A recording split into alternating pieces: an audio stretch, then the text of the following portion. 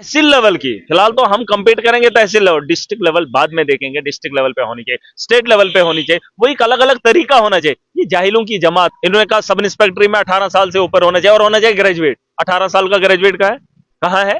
6 साल का बच्चा तो फर्स्ट में जाता है, 6 साल का बच्चा तो फर्स्ट, इन्होंने ग्रेजुएट लिखने की क्या जरूरत थी? फिर 18 साल से ऊपर एज रखने की क्या जरूरत थी? क्या है, कौन लोग हैं ये? क्या इनको समझ नहीं आ रही है? या तो ये लोगों को बेवकूफ समझते हैं या तो खुद गधे हैं। इन गधों को समझा दो, पॉलिसी फ्रेम करो जमीनी हकाइक पे, जमीनी हकाइक पे आप सच बोल के दिखाओ। मैंने कहा जाति के नाम पे जो वो सर्टिफिकेट दिए जाते हैं, अगर कोई जाति का जम्मू की सिटी में रह रहा है तो उसको उसका बेनिफिट नहीं मिलना चाहिए, ये हक है। उसकी जगह अगर किसी गरीब को दूर दराज पहाड़ी इलाके को मिलता है तो नाराज नहीं होना चाहिए। हक बोलो, सच बोलो और अच्छा करो, तब जाके हम तरक्की करेंगे। आप इसी अमीर को अमीर ही बनाते जाओगे, गरीब को बोलोगे नहीं कम्पीट करना है नेशनल लेवल पे। मोदी के दौर में क्या हुआ, एलजी के दौर में क्या हुआ? आपने कंपटीशन स्टेट लेवल पे कराया, नेशनल लेवल पे कराया, और उन बच्चों को जो बच्चों को टाट भी नहीं है। और अभी भी मैंने ट्वीट किया, देख लेना, कश्मीर के किसी स्कूल में बच्चे खुले में एग्जाम दे रहे और उन बच्चों का कंपटीशन ये शहरों के बच्चों से करवाएंगे। शर्म नहीं आती इन लोगों को, एजुकेशन का हुलिया नहीं सुधारा। हमारे एक स्कूल के अंदर कल की डेट में बकरियां थी, भेड़ बकरियों को उधर स्कूल में रखेंगे तो कंपटीशन में देश को लाएंगे। ये चीजें नहीं होंगी, इसमें सुधार होना चाहिए। जो कमेटी के मेंबर हैं उन कमेटी के मेंबरों तक ये बात पहुंचा दो, हक फैसला करना, जायज फैसला करना जो आवाम के हित में होगा। आरबीआई की जरूरत वहां इसलिए है कि, इसलिए नहीं कि पहाड़ है, इसलिए है वहां स्कूलों की कमी है, वो बैकवर्ड एरिया है, वहां आज भी लोग पानी से जूझ रहे हैं, बिजली से परेशान है। शहरों के अंदर इन चीजों की कमी नहीं है। वहां एक हॉस्पिटल कहीं किस्मत से मिलता है, कोई एक डॉक्टर किस्मत से मिलता है घंटों सफर करने के बाद, इसलिए बैकवर्ड है। इसलिए नहीं है कि उस जमीन पे अगर इन्होंने काम किया होता वो बैकवर्ड नहीं होता है, हमें उसकी रिजर्वेशन की जरूरत नहीं होती। धर्म एक अलग है, जाति एक अलग है, लेकिन जाति के लोग जो वहां पर रह रहे हैं उनको रिजर्वेशन चाहिए। जो शहरों में रह रहे हैं, जो करोड़पति खरबपति है, वो भी रिजर्वेशन का फायदा लेंगे। उन चीजों पे बातें कह रहा है और एलजी को भी साथ उठा के उन इलाकों में लेके चले जाना है। ये बेहुदा सवाल ना हमें करने की जरूरत है और ना हमें इस पे बात करने की जरूरत है।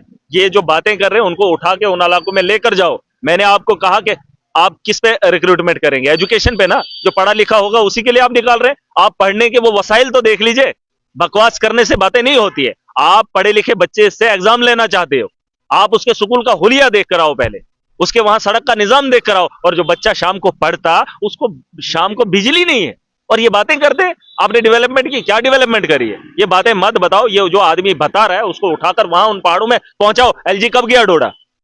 एलजी मनोज सिन्हा कब गया डोडा? उसको क्या पता है? उसने जल जीवन लाया, मोदी के वो उसका अंबानी का वो माल, घटिया माल उठाकर यहां इन पहाड़ों में खोद दिया और 30 साल के लिए इन्होंने प्लान, मिशन, पानी का मिशन जल जीवन था इनका 30 साल के लिए। 1 साल महीनों में ठप हो गया, महीनों में ठप हो गया। खरबों का करप्शन है और ये बोलेंगे हमने डेवलपमेंट की। जीरो डेवलपमेंट है। कमेटी बिठाई गई है, जिन लोगों को जिम्मेदारी दी है, लोगों ने उन्हें भरोसा दिया है और वो भरोसे से ईमानदारी से काम करेंगे।